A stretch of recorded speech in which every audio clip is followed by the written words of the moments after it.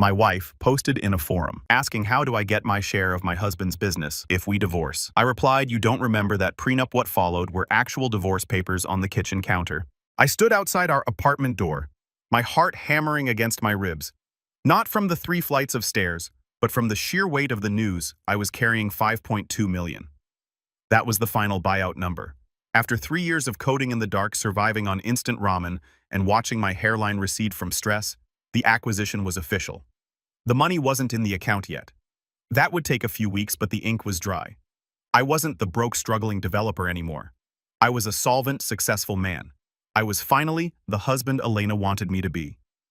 I turned the key, a grin splitting my face. I was ready for the scream of joy. I was ready for her to hug me, to tell me she was proud of my resilience. I was ready to finally feel like a partner, not a burden. I pushed the door open. Elena, you home? She was in the kitchen, aggressively scrubbing a pan. The noise was scraping and harsh. She didn't turn around.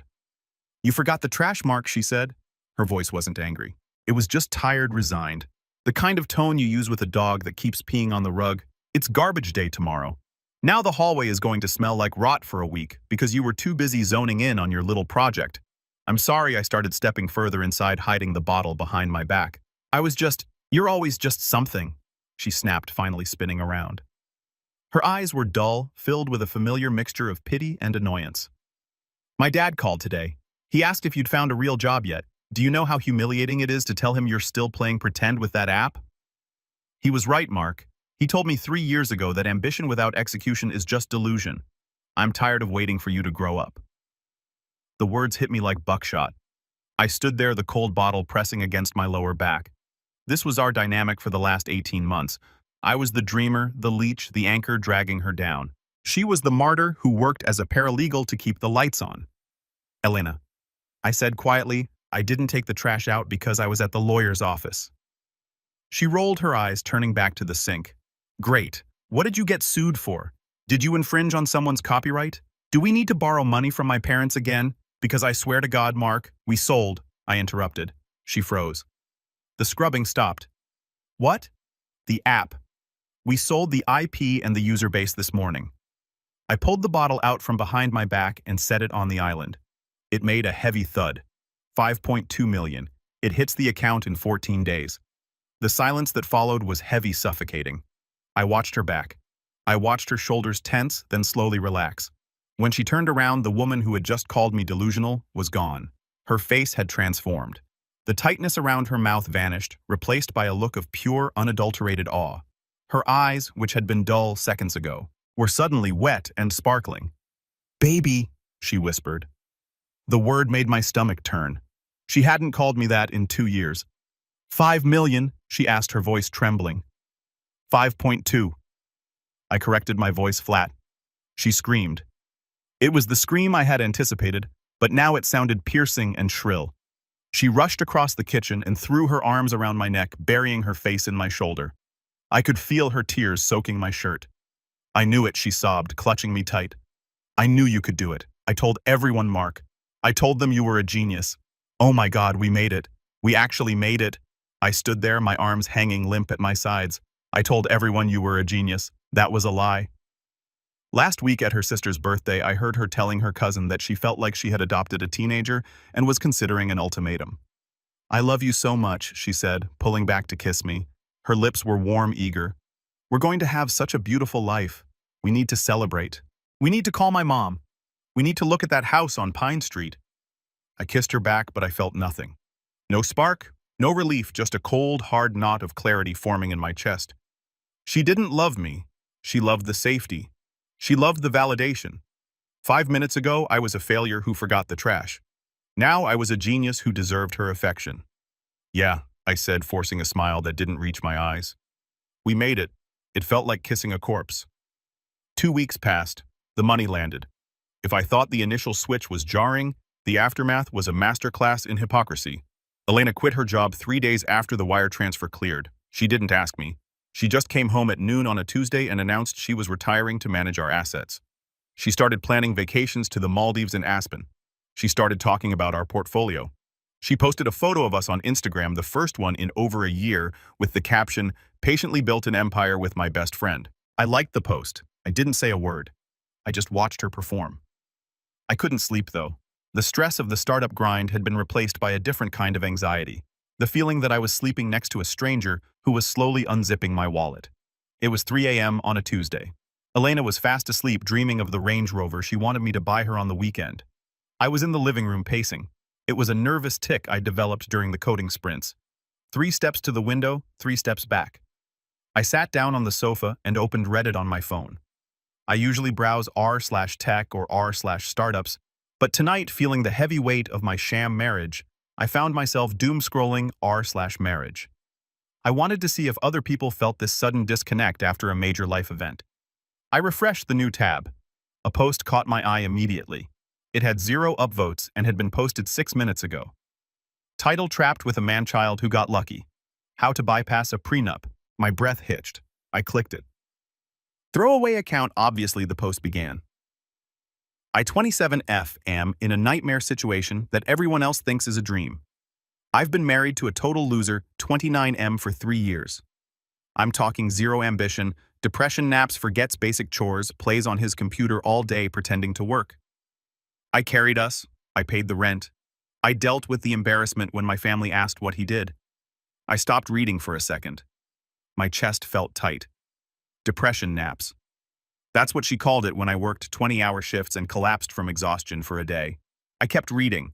I was actually planning to leave him next month. There's a VP at my firm, let's call him Jay, who I've been getting close with. Jay is everything my husband isn't: assertive, successful, masculine.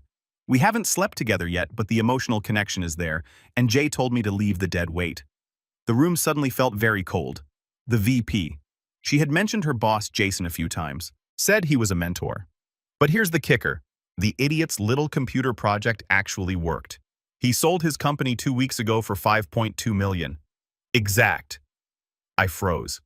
The world narrowed down to the glowing screen in my hand. 5.2, not 5 million, not a few million, 5.2. Now he's walking around like he's Elon Musk, and I have to play the doting wife. I can't leave now, right? I put in the time. I suffered through the broke years. I deserve half of that payout for emotional damages alone. The problem is the prenup. I laughed, a short, dry bark of a laugh that echoed in the silent apartment. 3 years ago when we got married, I forced him to sign a prenup. I was making $60,000 and he was making $0. I didn't want to be liable for his startup debt if he crashed and burned. I wanted to protect my credit score. I didn't read the fine print about future assets because honestly I thought 100% of nothing would always be nothing. Now I'm realizing that prenup completely walls off anything he created or sold that wasn't joint labor. Since I didn't code the app, I get nothing. Is there any way to avoid this? Can I claim I was under duress, or that he had assets? I need a strategy before I file. I can't stay with this boring pacing at 3 a.m. weirdo for the rest of my life just for the lifestyle. I want the cash, and I want out. Pacing at 3 a.m. weirdo. I looked down at my feet. I had stopped pacing to read this. It was not just a suspicion anymore.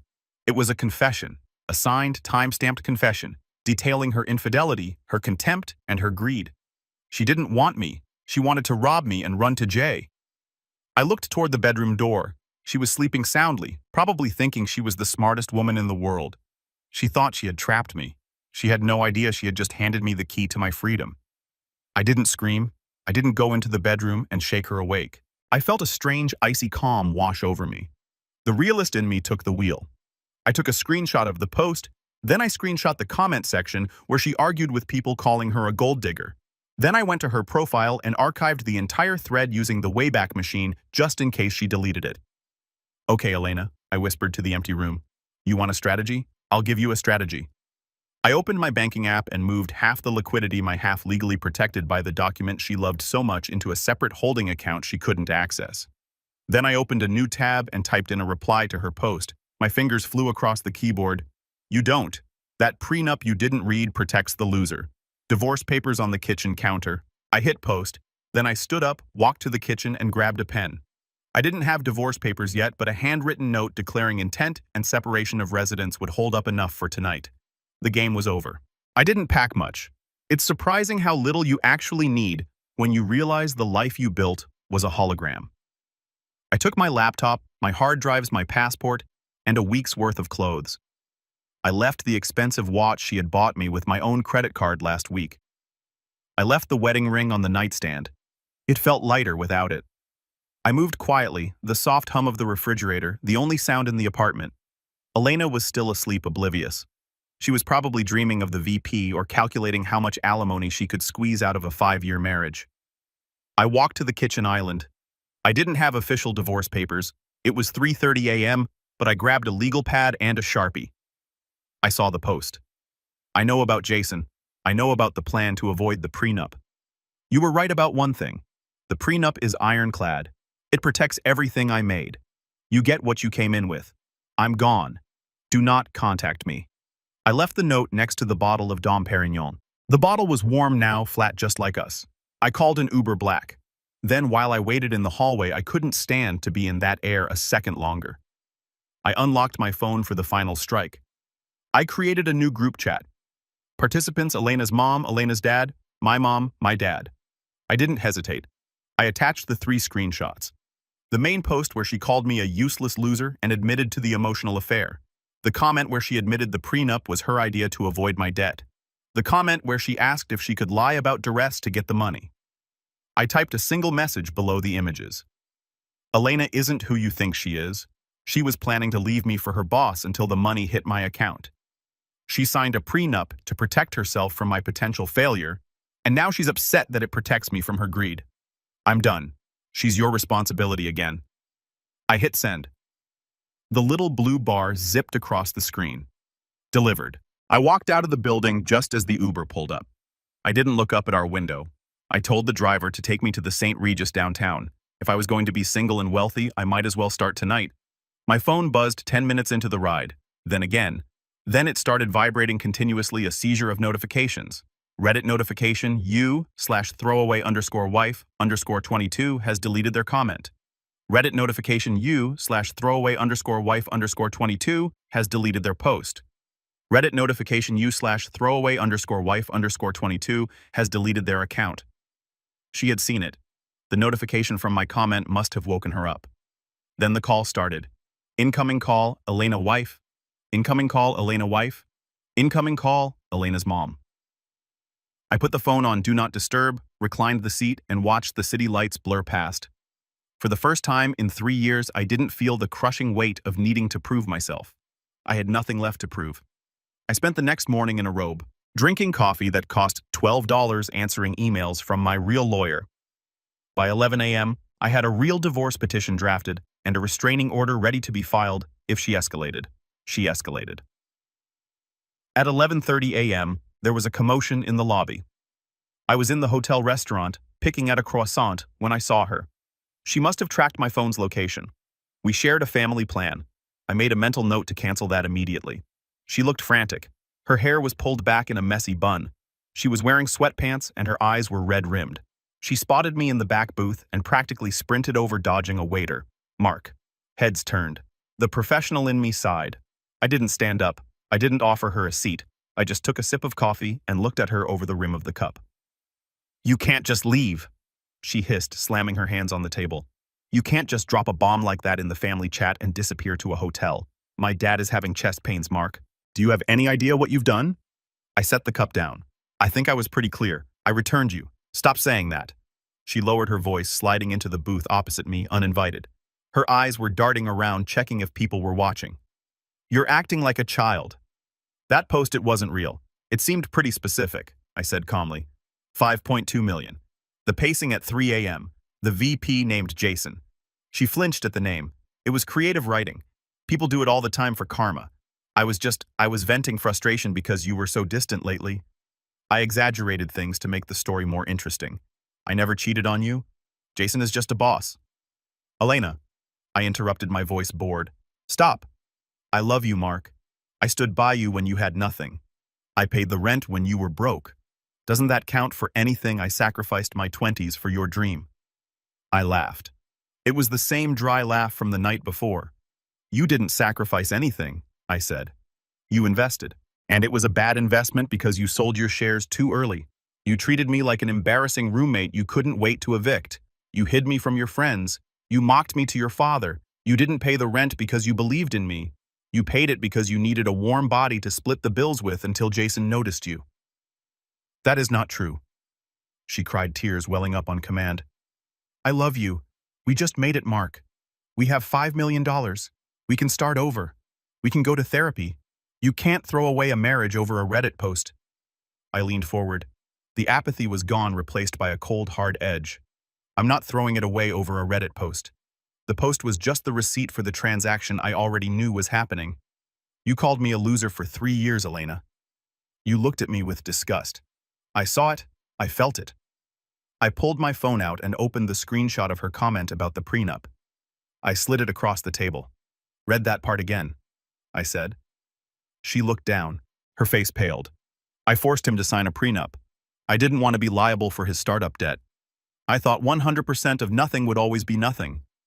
You built your own cage, I said softly.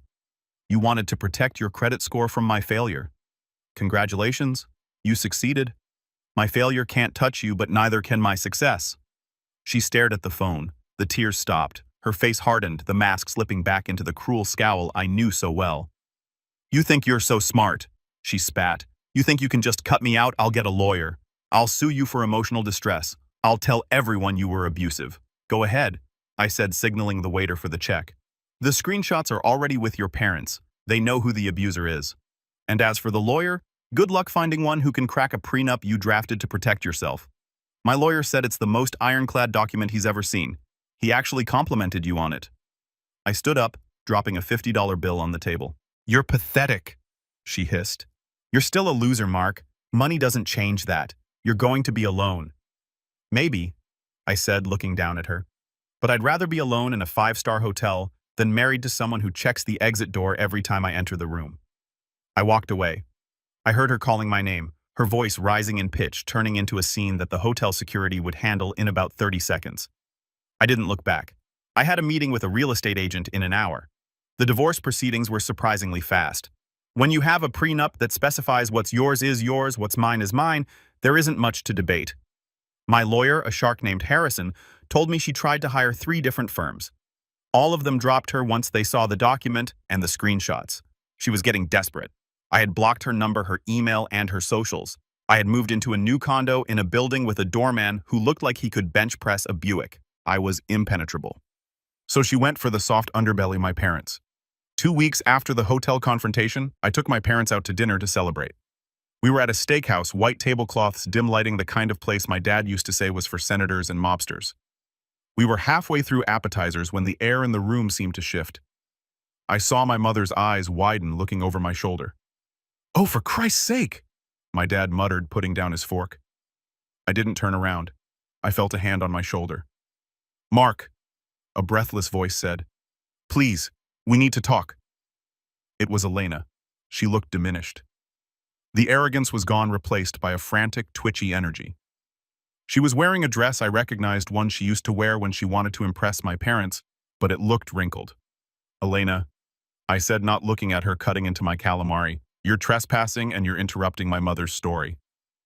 "Mom, Dad," she pleaded, ignoring me and looking at my parents. "Please tell him to stop this insanity. I made a mistake, a stupid online mistake. But we're family. I've been your daughter-in-law for 3 years. You can't just let him throw me away like garbage." My mother, a woman who usually apologizes to telemarketers for hanging up, slowly wiped her mouth with her napkin. She picked up her wine glass, took a sip, and set it down with a deliberate clink. "Elena," my mother said, her voice ice cold. "I read what you wrote. I read that you called my son a useless burden. I read that you were waiting for him to fail so you could leave him for a... What was it, a VP? That was just venting," Elena cried, her voice rising. People were staring now. "I was stressed. I helped him build that app. I supported him. You didn't build a damn thing," my father grunted. "You complained. Every time we visited, you rolled your eyes when he spoke. You made him feel small. We saw it. We just kept our mouths shut because we thought he loved you." "I do love him," she sobbed. Reaching for my arm again, I pulled away sharply. "Where's Jason?" I asked. The question caught her off guard. She froze. "What Jason, the VP, the real man? Why aren't you with him? If I'm such a loser, surely he's waiting to sweep you off your feet." Her face crumbled. The fight went out of her instantly. "He didn't want a relationship," she whispered, looking at the floor. He just wanted fun. I nodded. It was exactly what I expected. So you tried to swing to the next branch, but you missed, and now you're falling and you want me to be the safety net. I stood up. I was taller than her, and for the first time I felt it. I'm not a net, Elena. I'm the ground, and you just hit it. I signaled the manager, who was already hovering nearby. Please escort this woman out. She's harassing my family. As the security guard gently took her arm, she looked back at me one last time. There was no anger left, just a terrifying realization that she had gambled everything and lost. Mark, she whimpered. Please. I turned my back to her and sat down. So, Mom, I said, my voice steady, tell me more about the garden. 18 months later, I was in New York for a fintech summit. Life had accelerated in ways I couldn't have predicted. I had started a venture capital firm, reinvesting the buyout money into other dreamers who needed a break. I traveled, I ate well, I slept through the night. I was sitting in the lounge of the Mandarin Oriental, waiting for Sarah. Sarah was an architect I'd met 6 months ago. She was fierce, brilliant, and didn't know how much money I had until our 5th date. When I told her, she had shrugged and said, "That's nice. Can you pass the salt?" I was checking my emails when a shadow fell over the table. I looked up. It took me a second to recognize her. She looked older. The sharp, polished edge she used to cultivate was gone, replaced by something dull and worn. She was wearing a server's uniform, black slacks, white shirt, and holding a tray of drinks. Mark. Elena stood there staring at me. She looked tired. There were fine lines around her eyes that hadn't been there before. "Hello, Elena," I said. My pulse didn't race. My hands didn't shake. I felt nothing. It was like running into a high school classmate you barely knew. "I saw your name on the guest list," she stammered. "I work here now, event staff." "Okay," I said. She lingered, shifting her weight. "I heard you're doing well. I saw the article in Forbes." "I am. I'm staying with my sister in Queens," she said, the words tumbling out. "It's been hard. The legal fees, and nobody wanted to hire me after the. She was fishing. She was casting a line into a pond that had dried up a year and a half ago. She wanted me to ask if she was okay. She wanted me to offer help. She wanted to know that she still existed in my world. "That sounds difficult," I said politely, the same tone I would use with a stranger complaining about the weather. "Mark," she said, her voice dropping to a whisper, "do you ever think about us? About what we had?" I looked at her, really looked at her. I thought about the 3 years of insults. I thought about the Reddit post. I thought about the silence in the apartment while I coded, and she scrolled Instagram wishing she was with someone else. "No," I said. Her face fell. "Never." "Elena," I said gently, "I don't think about you at all." Just then, Sarah walked up. She looked radiant in a green dress, smiling as she saw me. She didn't notice the server standing awkwardly by the table. "Ready to go?" Sarah asked, taking my hand. "Ready," I said, standing up. I looked at Elena one last time. "Excuse me," I said, gesturing for her to step aside so I could leave the booth. "We have a reservation." I walked past her without brushing against her. I didn't look back to see if she was crying. I didn't care if she was. She was just a ghost haunting a house I had moved out of a long time ago. I walked out into the city lights holding Sarah's hand, and for the first time in my life, the future was the only thing I could see.